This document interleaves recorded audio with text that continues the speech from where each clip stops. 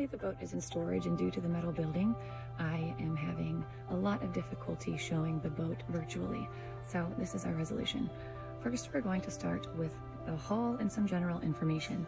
Her length overall is 82.2, and her beam is 17 feet and 4 inches, and her draft ranges from 4 feet 6 inches to 5 feet.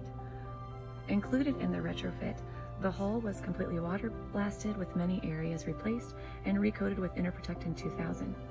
They also removed all of the through hull fittings, replaced 14 unnecessary ones, and then replaced the rest with new. She has new props, shafts, bearings, seals, and dripless. She has a new bow thruster prop. There are line cutters installed, new zincs, new Westmar stabilizer drive units were installed in 2015. There is a refit on all of the Perco raw water strainers. She also has oversized rudders. There are 5 water tank compartments, and all of the tankage creates a double bottom for safety measures.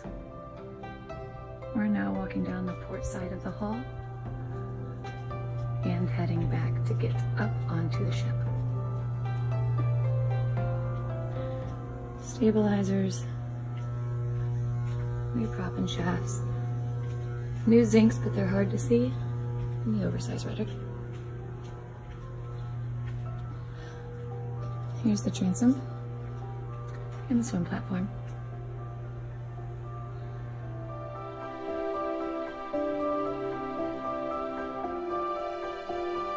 Here in the cockpit, we have a live bait tank and 4 flush-mounted rod holders. There's also a 2-tank propane locker right behind the stairs there, and a grill.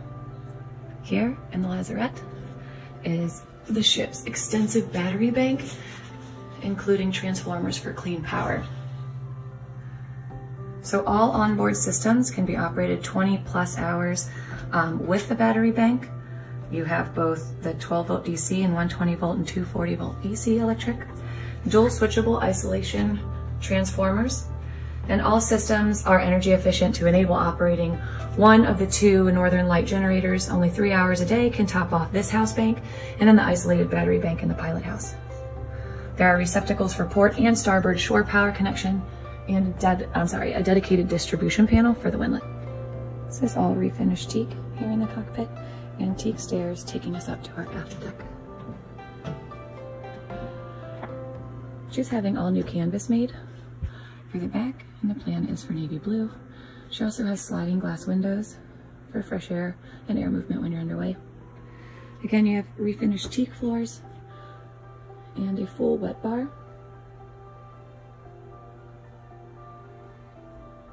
And then we're gonna head into the salon.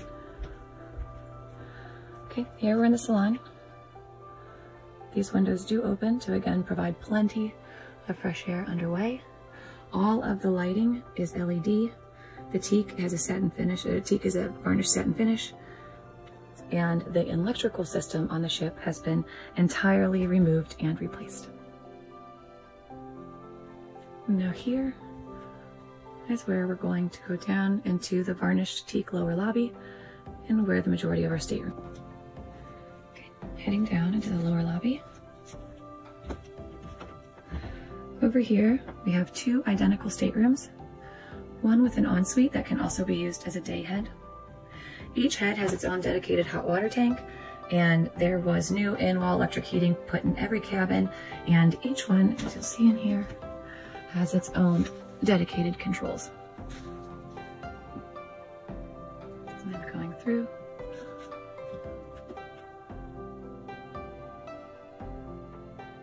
Okay, coming back away from the guest staterooms, you have your day head here. It's also attached to that one. And walking into your master stateroom.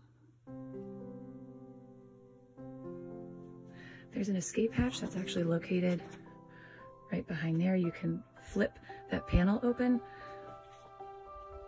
to access it. Each room has hanging lockers with plenty of storage space.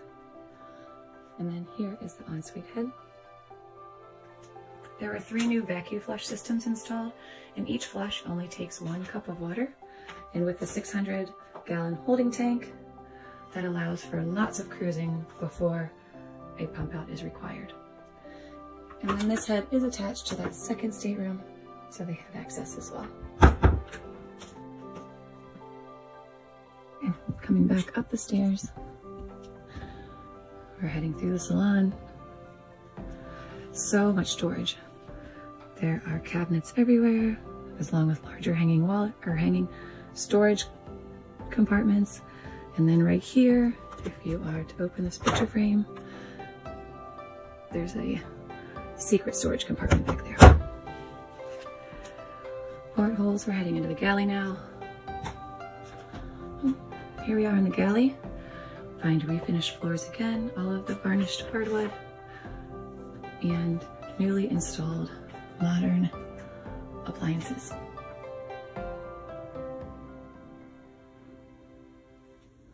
Okay, leaving the galley, we're going to head into the pilot house. Here in the pilot house, you're going to find a classic helm with the original 1965 compass, as well as the ship's clock. They're all new modern electronics that were put in 2015, and they're incorporated into a single MFD. There's a sound system with 3 separate zones. You have Sirius, Internet Radio, and HD Radio. You'll see that this is varnished teak and holly sole. You also have your own dedicated battery bank for the pilot house, again for safety measures. There's a new spotlight, wipers, factory, and the original 1965 horn also was rebuilt. And you also have autopilot as well. And through the pilot house, we're going to access the top deck through this hatch. On the top deck, you'll find the ship's tender, but it is not included in the sale. However, with a 4,000-pound crane, you can lift up whatever tender you prefer. And there's safety equipment storage. And then the hinge systems to lie flat to give you better clearance. And then from the pilot house, we're going to be able to access what was the crew's quarters, which was then redesigned to be a family stateroom. Here you'll find a queen berth with 2 additional bunks. Again, you have the individual electric heat units, and then you also have the reverse cycle for typical use. Here's the washer and dryer that were installed, as well as access to plenty of storage for when you are underway, which is tremendously helpful. Turning around, we will access the ensuite head, shower, and vacuum flush. And then from the crew's quarters, we're going to access the engine room. Here in the engine room, you're going to find twin Detroit 8V92N diesels. Very little was required in the refit for these, and they were fully serviced by a Detroit diesel service company. There are new 12-volt starter motors with all new wiring and disconnect switches to starter batteries. You also have 2 Northern Light gensets with new heads installed in 2016. The fuel systems were completely disassembled and pressure tested, and then reassembled for the fuel delivery and transfer system. You have 6 separate fuel tanks, new Raycor primary filtration system, new fuel flow system integrated into the Simrad MFD. You have a new fuel transfer system with Raycor filtration, and also Algae X fuel conditioning system.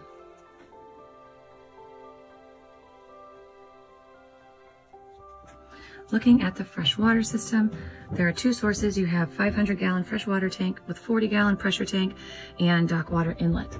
The freshwater was entirely removed and replaced the whole freshwater system, all hoses, fittings, and fixtures. They were water blasted and recoated. Interior of 2 300-gallon holding tanks. Those are back here. 1 and 2.